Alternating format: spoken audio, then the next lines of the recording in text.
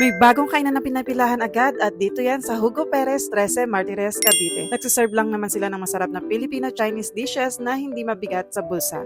At dito yan sa Joyce Lac Fast Food.